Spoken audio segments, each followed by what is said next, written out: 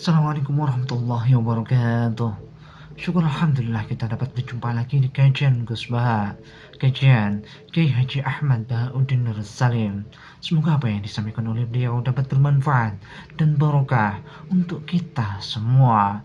Amin, amin ya rabbal alamin. Assalamualaikum warahmatullahi wabarakatuh. Bismillahirrahmanirrahim. Ana wong iku njimak bojone ning wulan Ramadan. Rino. Napa? Rino. Hukume piye? Njimak bojo ning Ramadan hukume batal ora, Rin? Batal wis. Pinter wis ana pinter separo lah. Kemudian njimak bojo ning wulan Ramadan itu hukumannya berat. Itu kafaronya selain qada harus merdekakan budak atau puasa 2 bulan berturut-turut. Kalau ndak memberi makan orang 60 orang miskin, satu miskin untuk orang satu mud. Pokoknya berat hukumannya. Disebut fidak kubro. Rungono ya. Lalu menurut Imam Syafi'i, pelanggaran dengan sanksi seberat itu adalah hanya untuk jima. Sehingga kalau kamu batal lewat makan, ya tidak kena hukuman seberat itu karena makan tidak jima ya tidak makan. Cara cangkem elek wis suwe bah nanti mak ra makan ra jima. Cara cangkem elek ya. Mergo jima dianggap terlalu seru, meskipun halal dianggap seru. Cek kurang ajar poso-poso batal demi jima bojone. Ya tentu iki contoh bojo ayu, bojo elek wis ora kepikiran. Ya coba bayangno mosok lho Gus, ngempet sedina ra kowe bojomu elek dadi ra bayangno.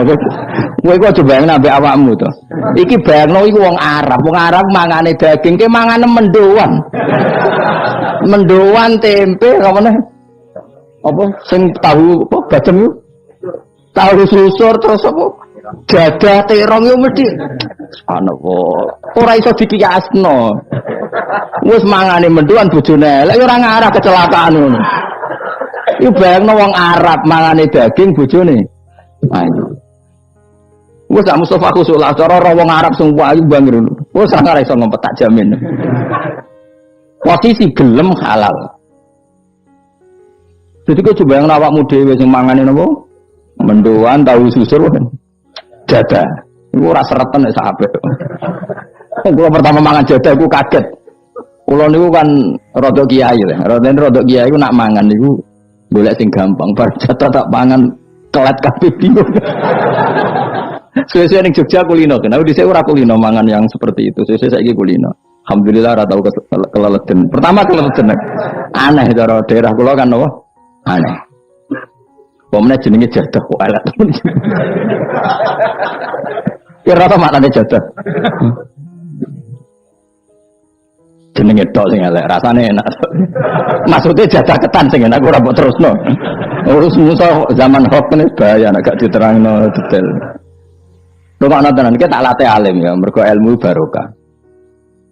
Kula untuk barokah ulama-ulama sing mun kabundut maupun sing ijek sugeng. Kemana? Sehingga cara Imam Syafi'i ya jima itu tidak makan itu tidak jima. Oke, kita setuju. Karena jima itu dianggap terlalu serem. Napa? Ya serem tuh misalnya ngene, kowe mertamu gone rugen, terus mangan segone kan normal, terus pamit. Kan nyelek kamar aku jima bojoku. Kurang ajar ta, tamu ngene kurang ajar ta. Ya kurang ajar. Tapi cara pikiran Imam Malik, ini mazhab Maliki. Kenapa hukumannya seberat itu? Kenapa hukumannya seberat itu? Karena hadku hormati Ramadan min ghairi udhrin syar'iyyin. Melecehkan Ramadan, tidak menghormati harkat Ramadan dengan tanpa udzur yang syar'i. Sehingga kalau kamu makan mie atau makan sate atau makan jadah tanpa udzur syar'i, tanpa sakit, maka hukumannya sama. Karena dianggap melecehkan Ramadan tanpa udzur syar'i. Imam Malik cara berpikir, memangnya jima bojo statusnya haram kan tidak zina. Jima bojo status halal apa haram? Halal, bedanya apa dengan makan? Kejima lebih mangan bedanya apa dalam hukum halalnya? Sama kan? Kenapa hukumannya berat padahal jima itu halal? Karena hadku hormati Ramadan min ghairi udzrin syar'iyyin, merusak kehormatan Ramadan tanpa udzur syarak sehingga dihukum seberat itu. Kalau gitu tidak harus jima, makan ya sama, rokokan ya sama, apa saja sama. Paham ya? Ya sudah seperti itu, namanya al-hikin nazir bin nazir wal asbah bil asbah. Maka menjadi lazim dalam hukum fikih ketika sesuatu disebut itu mewakili yang lain yang semakna, itu disebut kias. Saiki wong malah gergakno sunah Nabi keliru. Sunahnya mana? Sunah mbahmu. Zaman Nabi Sugeng wis ana kias. Justru Nabi menyuruh kita pakai kias karena sunnah itu tidak cukup. Kenapa tidak cukup? Karena Nabi yang pernah dilakukan Nabi tentu jumlahnya terbatas. Mau tidak mau dalam hukum terkini kita pakai kias. Saya sidik orang oleh kias kudu sunnah. Maka untuk melawan seperti itu saya kudu cangkem elek gerem. Tapi cangkem elek kerape ulama kok cangkem elek. Malah tak wakil lo kuwe sing wis pantes cangkem elek. Kok di murid cangkem elek kan ya kok kowe ngene maksudnya ditakoki. Gimana hukumnya salaman setelah sholat? Oh enggak ada tuntunannya. Bid'ah. Jare sing sitok kubu sebelah mau jorone. Jare sing santriku ya rada kurang ajar kok kowe ini. Jare santriku, ya enggak usah dihukumi bid'ah, biasa saja. Mana ada di fikih hukum biasa saja? Ya pokoknya biasa saja. Alasannya apa? Kamu setelah sholat ke kamar mandi boleh enggak? Boleh. Kamu setelah sholat kencing boleh enggak? Boleh. Ke kamar mandi kencing boleh. Lalu nyalakan HP boleh. Nah kenapa kalau salaman enggak boleh? Bedanya apa dengan nyalakan HP? Waduh cangkem elek. Iya cerita cangkem elek. Maksudnya itu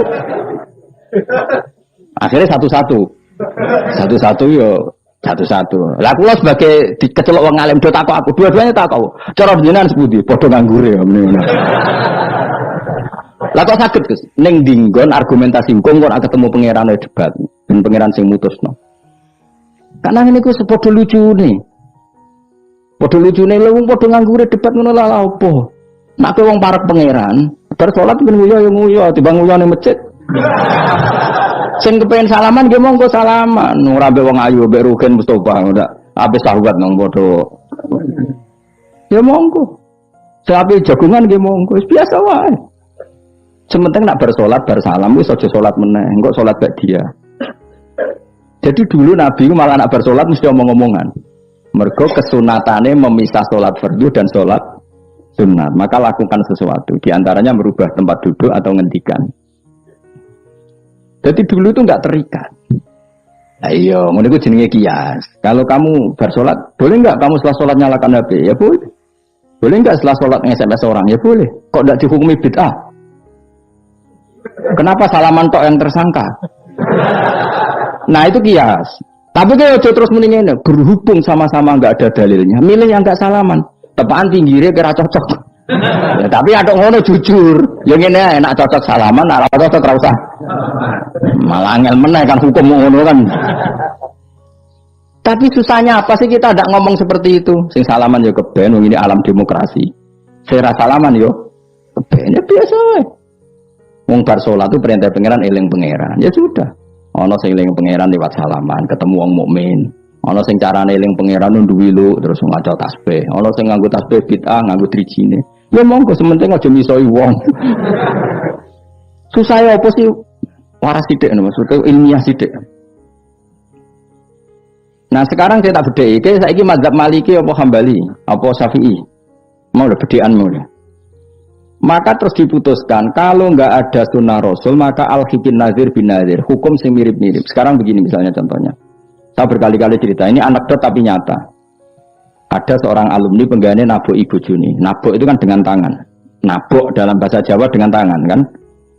Bareng dia ini dilapuri. Karena hen jogeman nabok ibu Jumu. Gang rong wulan bojone Rugen lapor aku. Gus sakniki mboten naboki, nyaduki.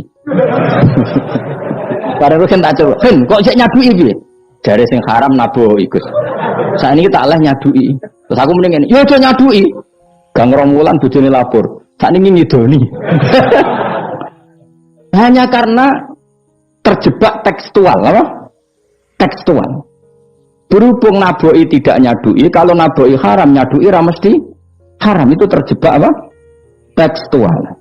Coba kalau dia waras sedikit, makna haram naboi itu menyakiti.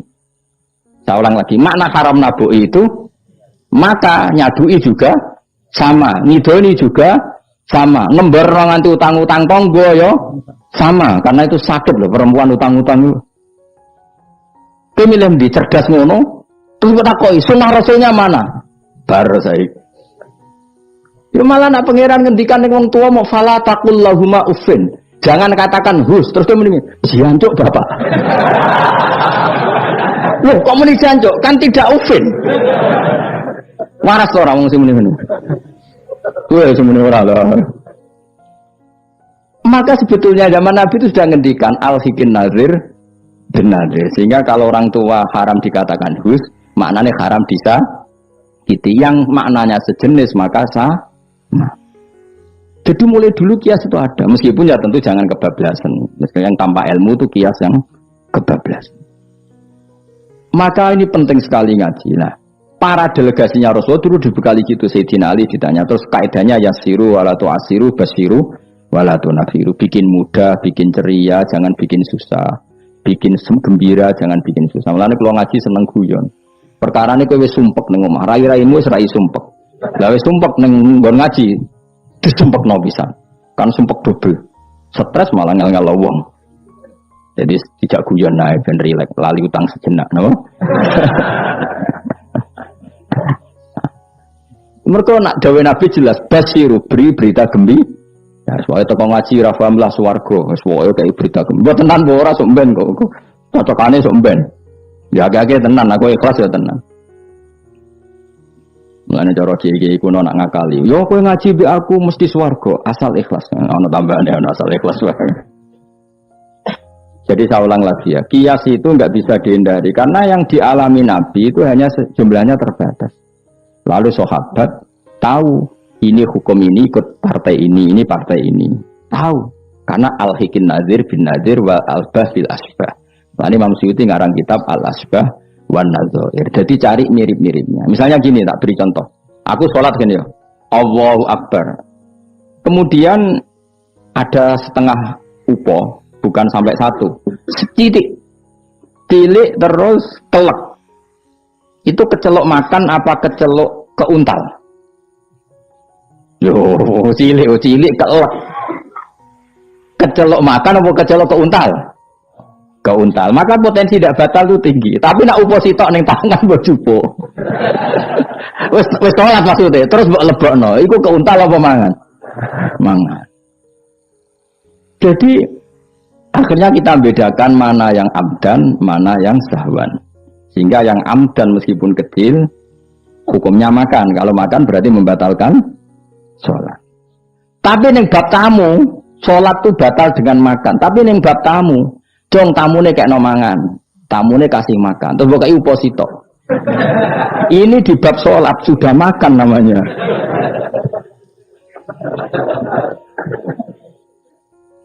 Paham ya? Neng bab sholat, neng darani mangan batal lu saupo apa kudu sak piring? Saupo. Nah neng bab nyugoi tamu, sak piring apa saupo? Sak piring. Sama-sama istilahnya makan, tapi orang akan tahu konteksnya. Makanya dibutuhkan kontekstualis muktadul hal, bukan sekedar tekstual. Nah sekarang orang malah mau didorong supaya terlalu tekstual, ya tidak bisa. Apa ngajak goblok bareng apa? Lah nak nuruti bid'ah kowe ngaji bid'ah, mana ada Nabi wa tafsir Jalalain. Wong Jalalain ora ngono. HP Nabi ora tau nganggo HP. Pemene WA nang tambah ora tau. Partai, zaman Nabi apa ono partai ngene. Sesuai tak takoki, lha kowe salat kok ning Indonesia, Nabi ora tau lho salat ning Indonesia.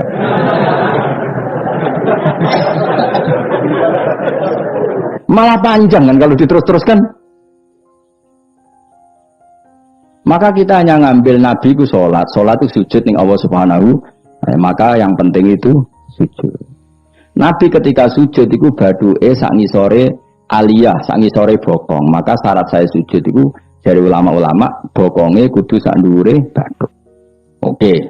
Tapi tentu itu contoh kondisi normal. Lah saiki misalnya ana wong sujud delalah nggone ndas iku tingkat. Tetep sah ta ora? Kaya sujud ning gone daerah-daerah sing kaya ning Arab lho, nek saya haji sujud ning bokong lho. Ya sudah, jenenge darurat itu tidak kondisi normal, selalu istisna dalam keadaan darurat. Makanya ketika Imam Ghazali sama ingat betul.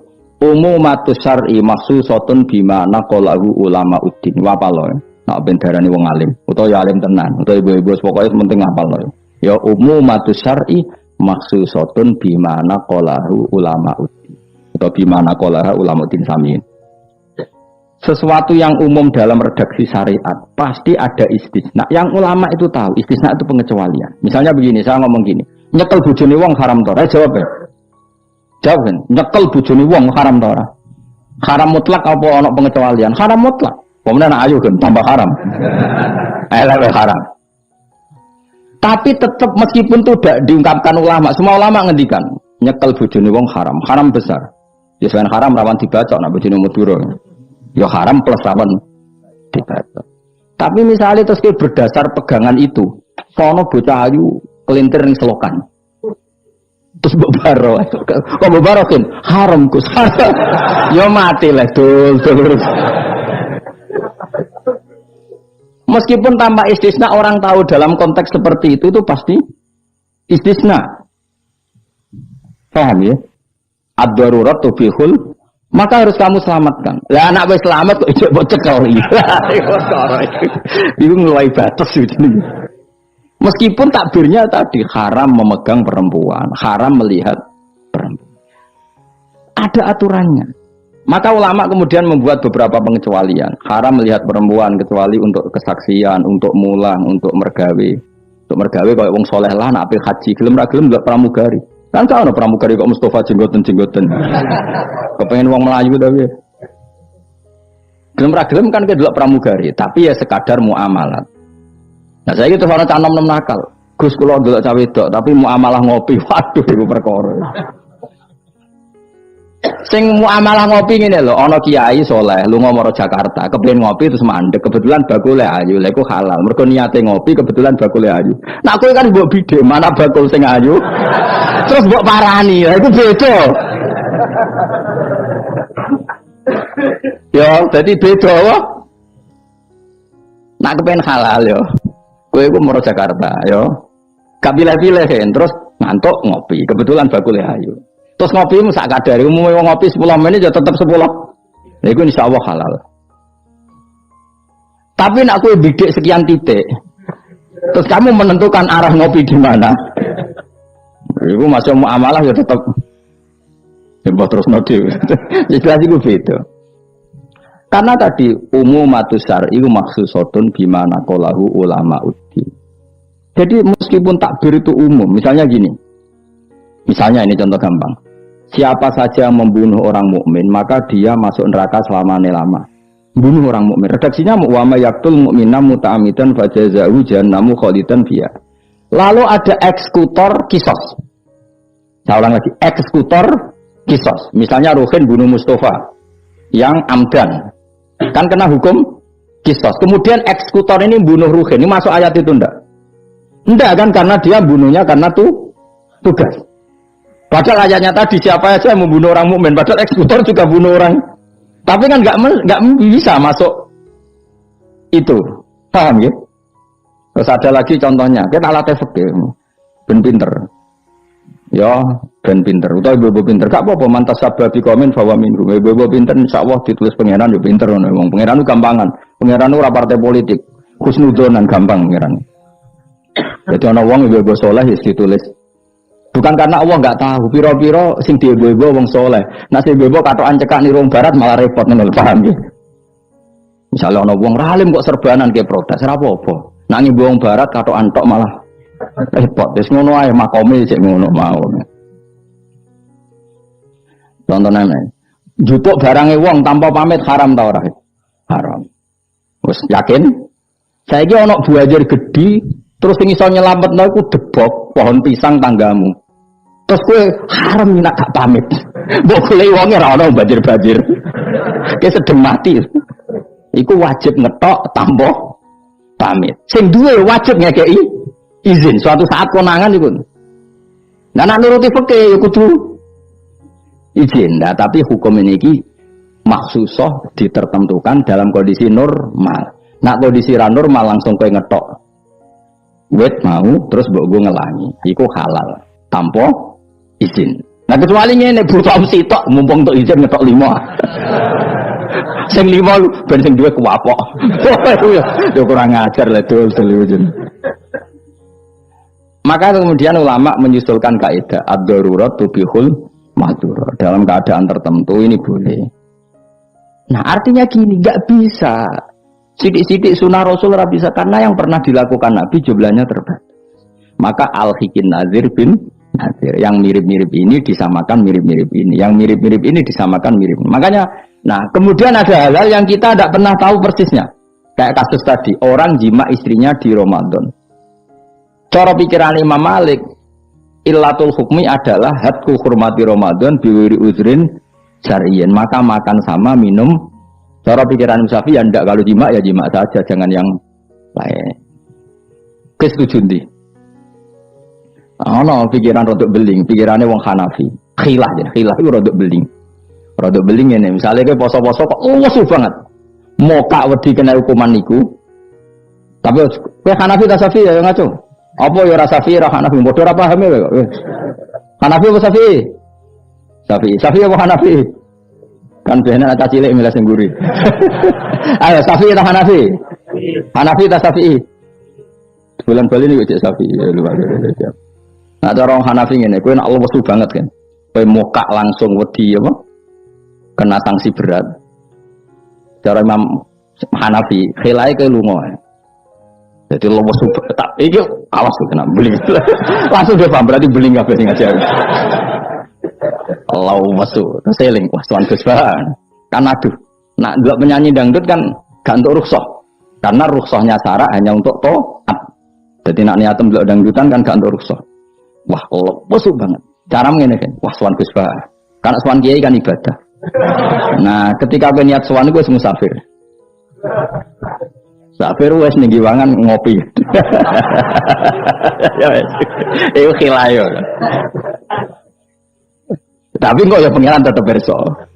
Iku kabare ngene, Mas, kabare. Sampeyan ampun rokok dilebokno tong. Sampai malaikat ditendang. Protes. Lah kula mboten ate dosa kok ampun rokok. Gak nglebokno tong.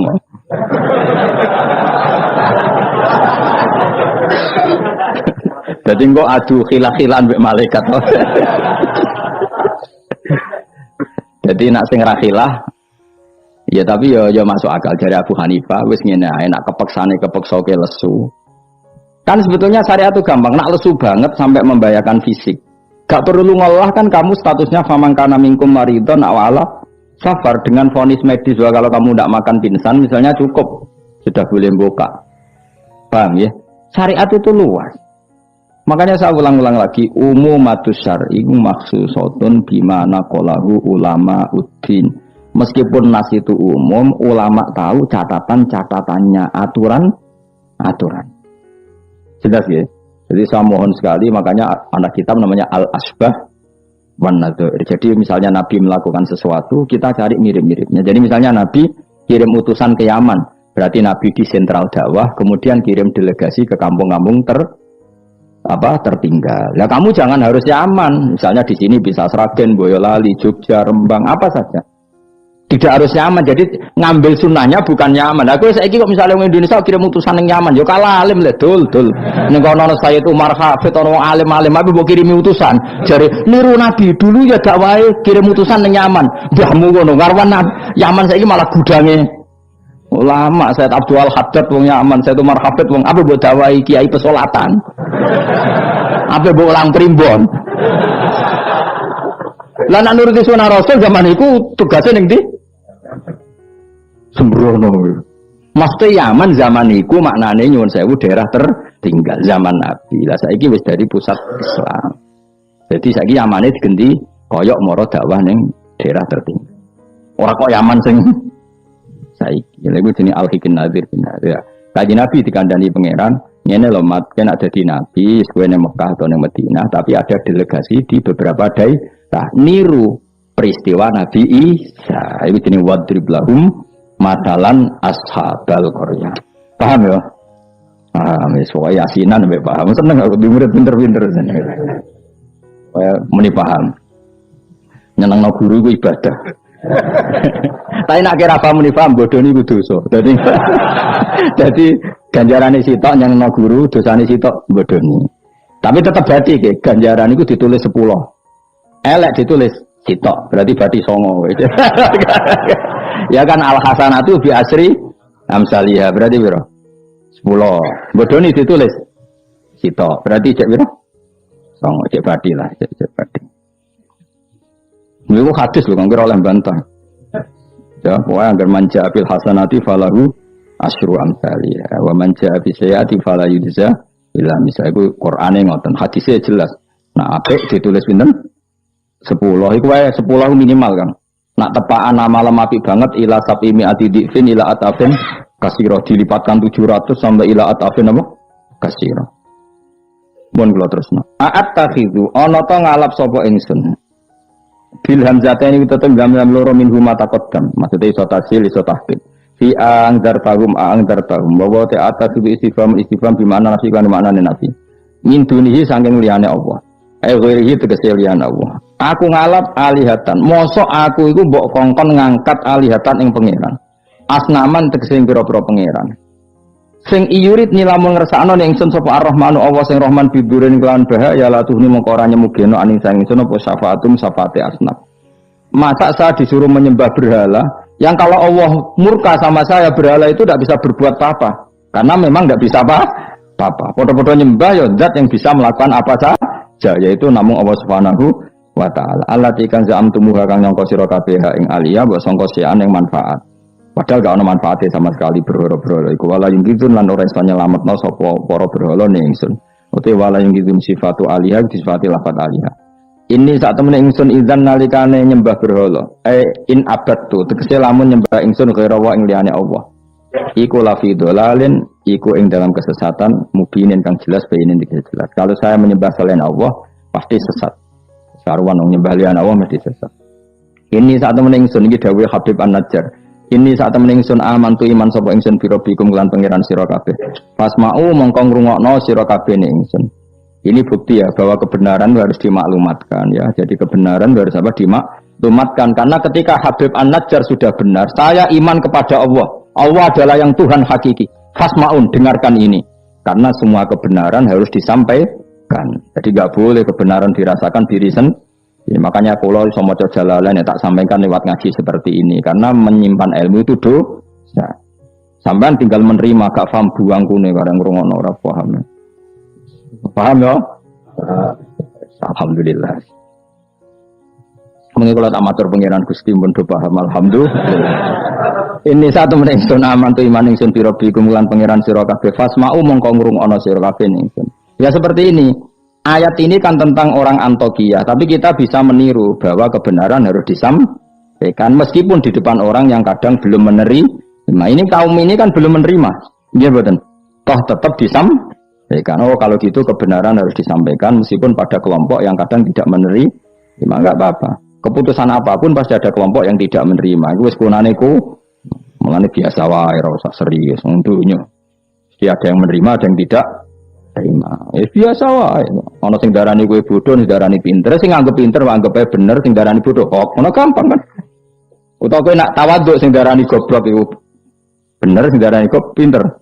Oke milih ndi? Wis tas wong nganggur, mikir ngono iku wong nganggur. Mestinya wong iku pikirane namung setunggal diridani Allah napa mbok.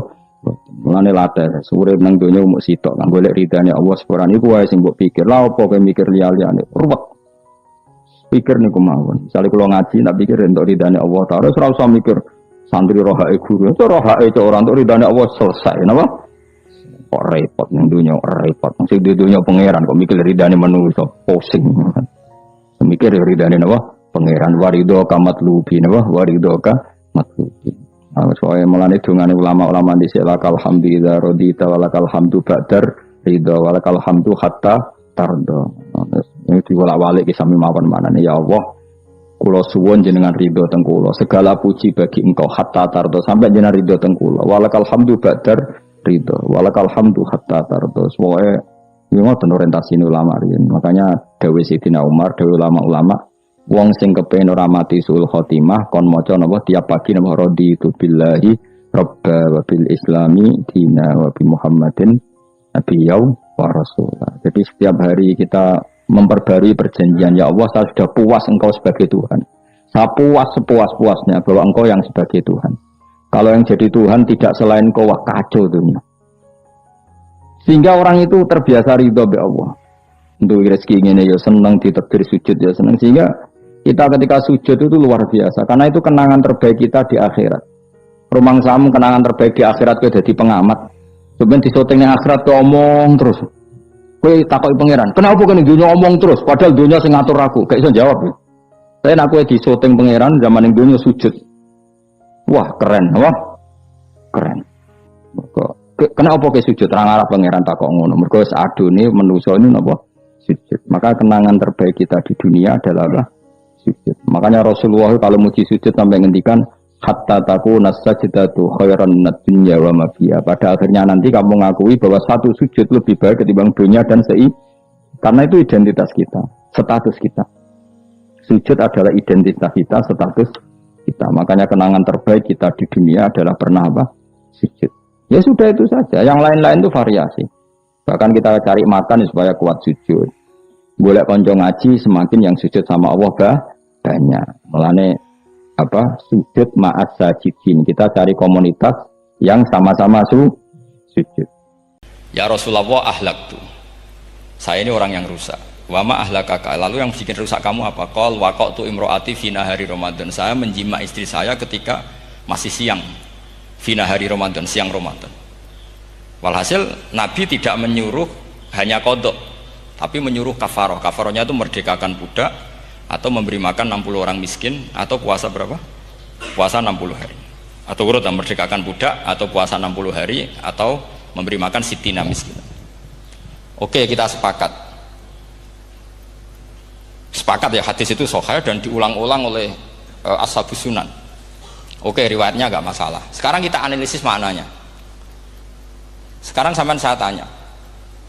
Kalau Anda misalnya sekarang jam berapa ini? Misalnya sekarang jam 9 kurang seperempat Ramadan, terus Anda rokok atau Anda ngopi, kepengen ngopi terus ngopi tanpa udhurun syar'iyin. Anda hanya wajib qadha apa bayar kafarah? Enggak, sampean jawab. Rata-rata kiai kita, oh mau wajib qadha Gus karena gak jima. Sing seru kafarah itu nak jima. Kan ngombe kopi be jima beda. Pertanyaannya tuh lucu, ini naif secara fikih masalahnya begini. Jima bojo itu tidak zina. Jima bojo itu zina apa enggak? Enggak kan? Berarti dengan makan bedanya apa? Sama kan? Sama-sama amrun mubah. Sesuatu yang boleh. Kenapa hukumannya berat? Makanya kata Imam Malik, enggak itu nilainya. Nilainya adalah hadku hurmati Ramadan bi ghairi udhrin syar'iyyin. Makanya kata Imam Malik, siapapun yang makan fina hari Ramadan, iftar apapun fina hari Ramadan bi ghairi udhrin syar'iyyin, maka hukumnya sama dengan jima fina hari Ramadan. Karena sama-sama ihlak ifsad hurmata Ramadan bi ghairi udhrin syar'iyyin. Loh enggak, ini ilmiah. Kamu udah harus cocok, tapi otak kamu harus percaya. Loh iya kan, beda kan? Saya secara nafsu tidak cocok, cek berarti. Tapi ilmiah saya setuju. Kalau Kiai Kandani itu kan pasti pakai badul amsilah, kan nggak mungkin semua contoh disebut. Jong penak melaku-melaku jogeman delok wedok iku mari setan. Mboten delok Mbah, nyekel lho malah parah to. Ndak bisa. Makanya ini masalahnya lafat. Ini kembali ke Imam Syafi'i bilisanin Arabiyyim mubin. Ketika seorang kiai bilang cung jogeman delok cawe wedok adalah mengungkapkan al-muharramat. Bukan mentaksis yang haram itu hanya melihat. Saya ulang lagi ya, ketika seorang kiai bilang cung jogeman delok wedok sing haram, itu semangatnya adalah melawan keharaman, bukan mentaksis yang haram hanya delok. Itu di Quran normal semua, di semua lugat ya biasa. Itu kan sama seperti misalnya seorang mbah ngasih uang cucunya, cung tak kayak duit 100.000, cung gue tuku es. Terus gue mendingan, nak ragu tuku es haram iki kan ngongkone tuku es. Lah kepen putumu mati kan nyeben 100.000 gue tuku es. Ya mulai dulu istilahnya nak mbah ngekeki putu cung 100.000 gue tuku es. Cara wong kuno. Maksudnya itu pokoknya umumnya cah cilik senane es cuma nyebut. Ya sudah seperti itu. Sama seperti Quran menghentikan begini. Ini memang saya latih yang fikih dulu, yang pokok-pokok. Di antara yang enggak boleh dikawin adalah wa antasma'u bainal ukhtaini illa ma qad salah. Kamu tidak boleh menikahi Sri dan Zainab, kakak beradik. Sudah sepakat nggih? Fi nikahin wahid nggak boleh al jam'u bainal ukhtain. Jadi mbaknya kamu kawin, adiknya kamu kawin fi nikahin wahid. Tapi nak ngeduni boleh, berarti kan dengan waktu yang berbeda. Quran hanya menyebut itu. Kemudian Rasulullah zaman Sugeng itu hanya nambahi wala bainal mar'ati wa ammatiha wala bainal mar'ati wa kholatiha. Juga nggak boleh menikahi ponaan plus buliknya. Baik bulik dari bapak yaitu ammah maupun bulik dari ibu disebut apa? Kholah. Kemudian ulama fikih merasa ada yang kurang, ditambahi lagi. Dua perempuan yang andekan yang satu itu lelaki kok haram nikah, berarti haram jam'u fi nikahin wahid. Misalnya cucu rabibahnya boleh enggak? Enggak boleh kan? Berarti kalau sampean ngumpulkan cucu dan mbahnya fi nikahin wahid juga enggak boleh. Tapi orang yang waras itu tidak akan nyalahkan Quran ketika tidak lengkap. Wa antasma'u bainal ukhtaini ila ma qad sal. Ini tidak lengkap. Yang haram kan tidak hanya jam'u bainal ukhtain, termasuk mengumpulkan cucu dan mbahnya. Karena Quran nggak mau dengan logika tidak waras itu, tidak mau. Taruh saja orang itu rata-rata mbahnya kan umur 70 tahun, cucunya umur 17 tahun. Kebayang nggak kamu nikahi sehingga adik kan boleh bareng, pasti kamu milih bareng. Makanya Quran hanya bakas wa antasma'u final ukhtain, karena yang mungkin masih menggugah selera itu dua.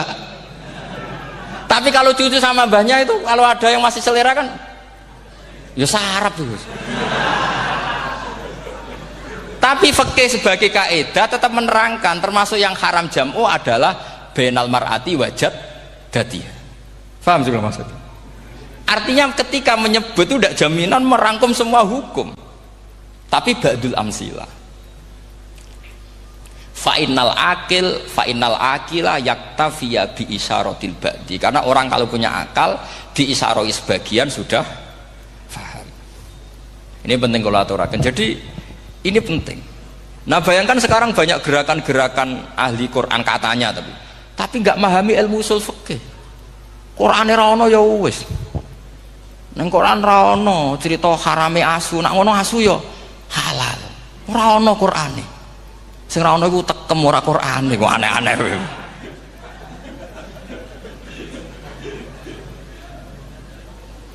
Itu kan sama. Terus sampean misalnya tadi jam 09.00 Ramadan tambah uzurin syariyin terus mangan mie rokokan, itu kan melecehkan Ramadan biwiri uzurin syariyin, karena melecehkan hurmata Ramadan kena sanksi separah itu. Jangan kamu terus bilang tapi Nabi hanya bilang masalah jima finari Ramadan. Jima istri itu hukumnya itu tidak zina, hukumnya itu mubah, sama dengan makan. Ini cara madzhab Maliki, tapi kita alhamdulillah madzhab Syafi'i. Ya itu masalahnya. Berhubung itu menguntungkan sami'na wa ta'na. Nah, itu. Tapi saya sendiri dalam konteks ini, saya itu ya sangat-sangat Syafi'iyah, sangat-sangat Syafi'iyah. Dalam banyak hal sangat-sangat Syafi'iyah. Tapi dalam banyak hal kadang-kadang saya ya Maliki. Nah, itu kan kalau sama tanya kenapa gitu, ya hikmahnya baca banyak saja. Karena yang Syafi'i itu ya karena bacanya hanya Syafi'i. Itu bukan fanatik, itu keterbatasan. Jadi itu beda, itu namanya tidak fanatik, itu keterbatasan. Itu beda sekali. Jadi kita harus ngaji yang banyak. Saya itu termasuk utang ya sama Imam Syafi'i itu baca kitab Ar-Risalah. Itu kitab yang kadang satu ulama baca sampai 500 kali. Yaitu Imam Syafi'i itu dalam kitab Risalah itu begini, ini termasuk ulumul Quran yang paling penting. Muqaddimahnya begini. Wan nasu sinfani min awalil amri. Wan nasu sinfani. Ketika Rasulullah datang membawa Quran itu manusia hanya ada dua. Al kuffar sing dari jenis ahli kitab dan kuffar dari jenis yang tidak ahli. Bahkan tidak ada orang Islam zaman itu. Pertama Nabi jadi Nabi itu adakah pendengar yang Muslim? Kan tidak ada, semuanya ahli kitab. Makanya susah kalau Quran kamu analisis korbannya orang Islam tuh, kata Ibnu Umar tuh lucu. Dulu tuh mukhatabnya tuh orang kafir, jelas kuliah ayuhal kafir. Ya ayuhan nasu ubudu rabbakum alladzi khalaqakum. Jelas orang kafir. Karena orang Islam nggak mungkin dikhatabi ubudu rabbakum. Makanya Imam Suyuti kalau nafsir itu ngeper ubudu rabbakum wahiduhu. Tapi kalau mukhatabnya orang Islam dawimu alal ibadah atau dawimu alat tauhid. Karena dia tahu kalau mukhatabnya orang kafir ubudu ya masih wahidu. Kalau sudah Islam kok dikhitabi ubudu mudawamah alal ibadah. Itu saking alimnya Imam Suyuti. Ini saya teruskan. Kalau mukhatabnya itu orang kafir ahli kitab, itu kemungkinannya ya dua cara mereaksi Quran, yaitu disebut lam yakunil ladina kafaru min ahlil kitabi wal musyrikina munfakina hatta ta'tiyahumul. Jadi lam yakunil ladina kafaru, jelas kafaru itu umum. Kemudian ditafsir kafaru itu ada yang min ahlil kitabi, berarti kafaru yang jenis Yahudi Nasrani. Ada kafaru yang min ahlil kitabi wal musyrikin, kafaru yang jenis musyrikin, yaitu kafir Mekah. Karena cara kaidah nahwu al-atfu yaqtadi taghayyur, kalau ada ataf pasti konteksnya beda. Jaa Zaidun wa Amrun, berarti Zaid ada Amar, Amar ya tidak Bakar, karena Jaa Zaidun wa Amrun wa Bakrun. Pasti orang ini berbeda. Tidak boleh orang yang sama kamu pakai ataf. Ini sudah clear ya ini ya. Kemudian cara pandang mereka ya beda. Ketika Rasulullah mengajak tauhid, itu ahli kitab tidak masalah. Memang harusnya Tuhan itu satu. Tidak masalah bagi ahli kitab. Problem bagi ahli kitab adalah Muhammad itu nabi. Itu kita nggak suka. Kalau Tuhan satu oke, tapi kalau Muhammad nabi tidak oke. Kita bisa jadi nabi, kata mereka, karena mereka merasa nasabnya sampai Ibrahim. Sementara zaman itu mereka sanksi Muhammad itu nasabnya konti, gak jelas. Ini penting kalau aturakan. Sehingga dalam konteks ini Allah menjawab ahli kitab dulu. Ini itu disebut Muhammad itu nasabnya jelas. Ini itu fihi ayatum bayinatum maqamu Ibrahim. Ini saya dengarin. Ibrahim itu jelas pernah ke Mekah. Bukti Ibrahim pernah ke Mekah adalah jejak kaki Ibrahim di makam apa? Makam mereka artinya buatan kuburan, buatan jejak kaki Ibrahim ketika bangun Ka'bah. Fihi ayatum bayinatum maqamu Ibrahim. Pun. Kalau Ibrahim pernah di Mekah artinya beliau pernah nikah di Mekah. Paling tidak punya dzurriyyah di Mekah. Ini ku Ismail dibawa ke Mekah. Jelas ayatnya wa id yarfa'u Ibrahimul qawaida minal baiti wa Ismail. Ini dengarin ya. Sebab itu saking alimnya berjanji itu beliau tahu betul masalah utama Rasulullah Muhammad adalah disangsikan nasabnya. Sebab itu kitab berjanji pertama cerita setelah dia alhamdulillah macam-macam awalu ma'anab tadi saat terus dia bilang wa ba'du fa'akul huwa Muhammad bin Abdillah bin Abdil Muttalib. Saat terus ya wabatu wa Muhammad bin Abdullah bin Abdul Muttalib wasmu Syaibatul Hamdi Humitat Khisaluhus saniyah. Saat terus Ibnu Qusayn, saat terus Sumiyya bi Qusayn litaqasi fi biladi Qudu'atal Qasiyah. Karena dia tahu yang masalah bagi Rasulullah itu adalah masalah nasab bagi mereka loh, bagi mereka yang kafir.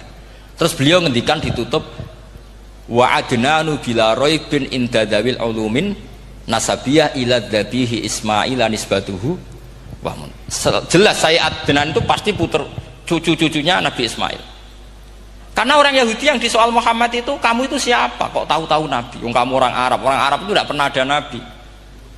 Yang Nabi itu normalnya orang Israel, yaitu turunan Yahudi, karena Yahuda bin Yakub bin Ishak bin Ibrahim.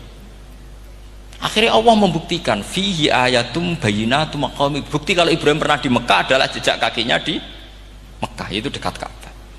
Ini jawaban Allah yang tentang ahli kitab, karena sudah jelimet. Ada ilmu ansab, ada ilmu nasab, ada polemik kitab samawi. Kalau kafir Mekah ini goblok-goblok. Ketika Rasulullah pakai teori tauhid, orang kafir Mekah itu sangat gobloknya bilang gini, Muhammad, kita ini urusannya banyak, utang kita banyak, kasus saya banyak. Kok Tuhannya satu itu tidak cukup? Yaitu mereka mengatakan aja'alal alihata ilahau wahida inna hadza la syai'un ujab. Bagaimana Tuhan hanya satu? Urusan kita banyak, masalah kita banyak. Tuhan nggak boleh satu, harus banyak. Sejumlah urusan kita. Ada Tuhan BPKB, Tuhan macam-macam lah. Ada Tuhan kredit, Tuhan kas, macam-macam lah. Kan?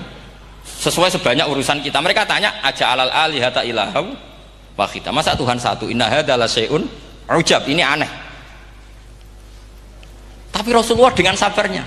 Kalau yang seperti ini Allah menjelaskannya beda dengan yang pertama. Karena tadi orang kafir itu bisa min ahlil kitab, bisa wal musyrikin. Lam yakunil ladzina kafaru min ahlil kitab. Ada yang wal musyrikin. Semuanya ini tidak pernah munfakina hatta ta'tiyahumul bayyinah. Mereka tidak pernah tercerabut dari pikiran mereka, dari mainstream mereka sampai ada bayyinah. Bayyinah itu kejelasan kebenaran atau benar yang begitu jelas. Itu siapa? Rasulun minallah yatslu suhufam mutahhar. Akhirnya Nabi sabar. Saking sabarnya Nabi itu ngomong gini, ya di khalayak umum, mukhatamnya ya kafir semua. Hei saudara-saudara kami suku Quraisy, kita ini sebangsa. Nabi tanya, Muhammad, ajaran kami itu benar karena kamu itu orang yang kita percaya, tapi kali ini anda aneh karena ngajak satu Tuhan. Itu tidak mungkin, urusan kita banyak, satu Tuhan tidak mungkin, Tuhan harus banyak. Kita punya 3 aja kurang banyak, kan banyak punya Lata, Uzza, Hubal ya. Rasulullah dengan sabarnya ngendikan gini, hei kaumku, kalau kamu jadi pembantu, jadi buruh, senang mana punya majikan banyak sama majikan satu. Kalau majikannya banyak itu perintahnya beda-beda, seleranya beda. Semua harus kamu lakoni, semua harus kamu taklui karena kamu harus nurut. Wah ya repot mat kalau di majikan banyak, ngerepoti mesti. Rasulullah tinggal nimpali, Tuhan kamu itu majikan kamu, kalau Tuhannya banyak perintahnya ya banyak, seleranya beda-beda. Kamu bingung nggak? Wah ya bingung mat, ya udahlah mat satu aja. Akhirnya mereka masuk Islam. Nah itu disebut Nabi itu fatona, punya kecerdasan artikulatif. Kalau menjelaskan itu masuk akal. Nah itu disebut dorobawahu matalar rojulan fihi syuraka'u mutasyakisuna wa rojulan salamal lirojul hal yastawiyani masalah alhamdulillah.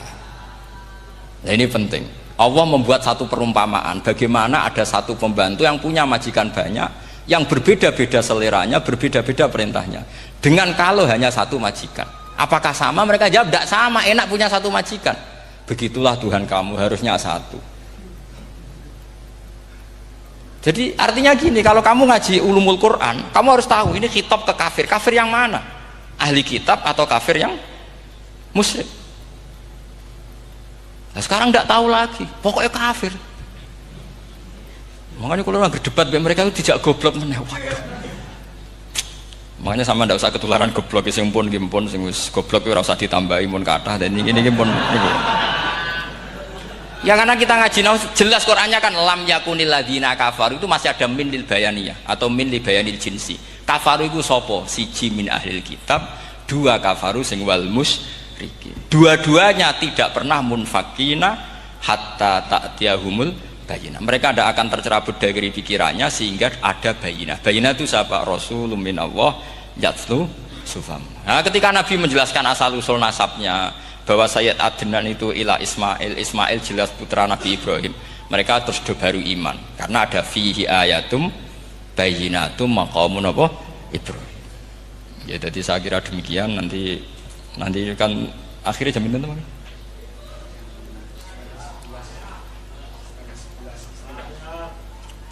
Oh, ini jam pinten istilah. Nggih, terus saya pikir niku nggih. Kalau misalnya tadi ada tanya jawab, ya tanya jawab carane ngalim saja kan. Itu lebih realistis. Karena kalau sampean iskal, misalnya saya iskal dengan ini kan malah bingung kan. Kalau kamu terkenal pinter, iskal kita gobloke.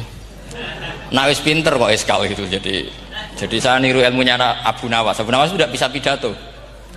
Nggak bisa pidato, suatu saat dipaksa pidato sama khalifah itu. Hei para hadirin, kamu pinter apa goblok? Nah mereka pinter, mau ngandani wong pinter, terus pinter kok ngandani gitu. Akhirnya hadirin itu kan karena seneng sama Abu Nawas itu seneng. Ya sudah Abu Nawas, kalau gitu kita goblok. Aku mau ngambil wong goblok. Akhirnya terus wassalamualaikum warahmatullahi wabarakatuh. Jadi itu Abu Nawas juga bisa pidato, tapi dia tahu saja caranya menyelesaikan masalah. Jadi itu Abu Nawas. Jadi ya orangnya kacau tapi cerdas itu, makanya jadi guyonan. Sebenarnya Abu Nawas itu figur yang nyata, tapi tidak senaif yang diceritakan orang-orang di anekdot itu. Ya beliau itu orang soleh ketika era Harun ar-Rasyid. Tapi ya tadi karena banyak cerita yang macam-macam. Ya, Abu Nawas itu, makanya ini cerita anekdot. Jadi riwayatnya nggak jelas tapi lucunya jelas gitu. Jadi itu. Dia itu mangkel punya tetangga profesor ahli astronomi. Adik ini aku mau iso omong tok. Abu Nawas mau pinter molak-malik omong kan masyhur itu, dia cerita hari Senin tanggal sekian lihat Abu Nawas di alun-alun mau terbang. Orang lihat semua itu Abu Nawas itu ya sudah di faidahum jami'ul ladina mudurun ijak khomitun. Akhirnya ojo sing iku le Gus. Ya nek sama kulhu akeh tunggal ya. Seribet. Soalnya pantangan sama itu samsu kuwirat mereka.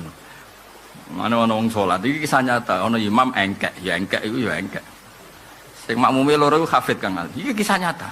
Wong kancaku kabeh. Sing imam ya kancaku, makmume sing hasud ya kancaku. Lah imame imam debutan kepengin engkek maca ida samsu apa. Lha sing wong loro iki sing urung takbir. Engko ditani terus kepluntir maksudnya meluntir. Tenang. Bareng wa idal mau udatu suila terus mubah.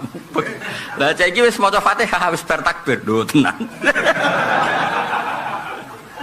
Dadi imame kebulet kepluntir sing calon iki batal salat iya bener kowe. Iku wis bar Fatihah bar macem-macem. Spontan Kang Ali bareng ro imame meluntir lho tenang. Mulane ora usah enggak nggih, pokoke nak ngimami ku sing surat favorit lah, kulhu apa lah.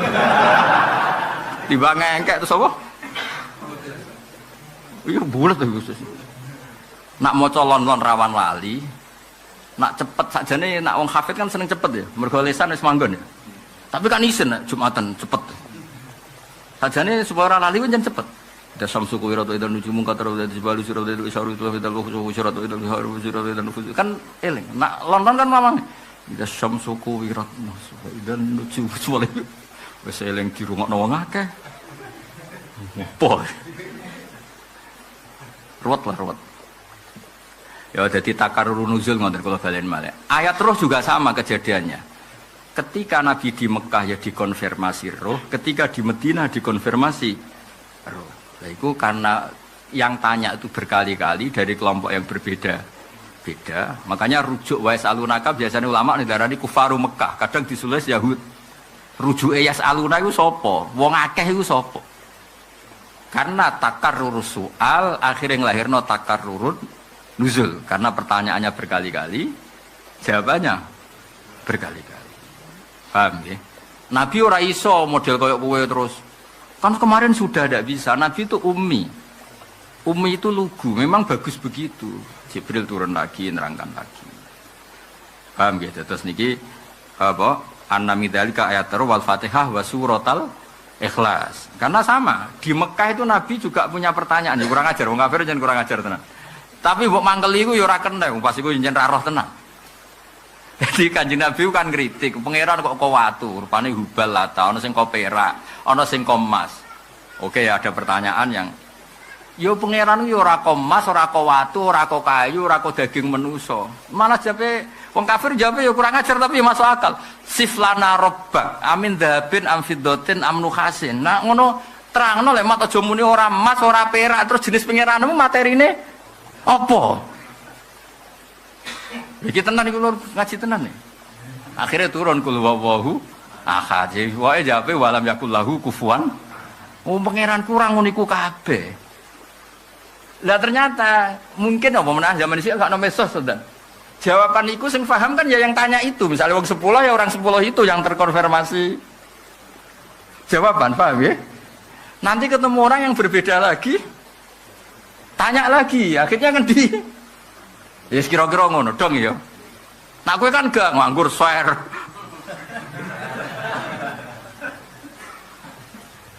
Dong ya. Ya kira-kira ngono. Mulane suratul Ikhlas termasuk sing terulang-ulang. Turunnya mergo pertanyaan siflana rabbak. Amin dzahabin am fiddatin am nukhas itu terulang-ulang. Dong ya. Berarti pirapa tadi yang didhawuhna Sayyid Muhammad terulang-ulang? Ayo waca ayatul roh Fatihah, surat Ikhlas. Jadi logika yang gampang itu tadi ya. Kenapa Fatihah terulang-ulang? Karena syarat membaca Fatihah salat harus Fatihah. Kalau kulhu jelas karena mereka tanya siflana rabbak.